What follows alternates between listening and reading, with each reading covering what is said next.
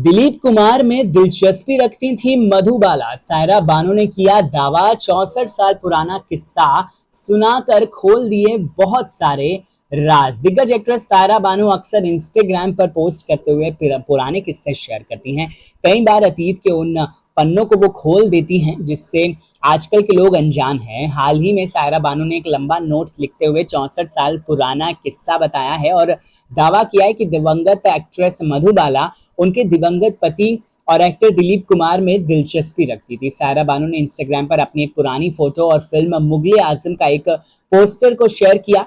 इसके साथ ही उन्होंने लिखा था कि इसके बाद मैंने अपनी मां को अपने वेस्टर्न ब्लाउज और स्कर्ट से बाहर निकालने और सबसे भारी गोटा लगाने वाली साड़ी मुझे सौंपने के लिए राजी किया जो उनके पास थी। देखिए सायरा बताती हैं कि उस दौर में सायरा बानो ने बड़ा ही एक प्यारा सा दिलचस्प किस्सा शेयर किया।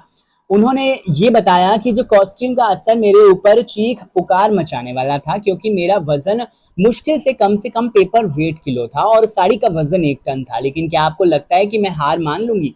मैंने अपनी माँ की मदद से इसे पहना और जब मैं भारी कपड़े के साथ चल रही थी तब मैंने बड़ी ही बहादुरी से झूलने के तूफान का सामना किया।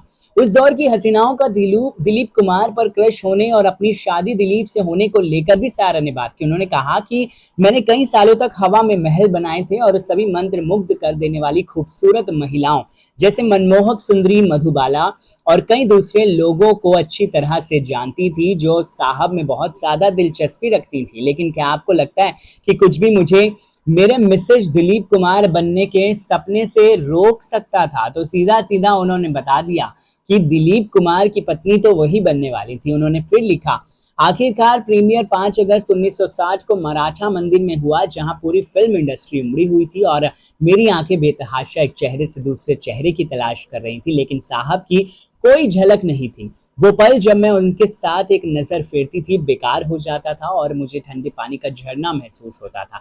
दिग्गज एक्ट्रेस आगे कहती हैं कि बाद में मुझे पता चला कि साहब और उनके बहुत करीबी दोस्त मुगले आजम के निर्देशक के आसिफ के बीच महान सौहार्द और दोस्ती में खटास आ गई थी क्योंकि आसिफ साहब ने गुपचुप तरीके से शादी करके साहब और उनके परिवार को हैरान कर दिया था।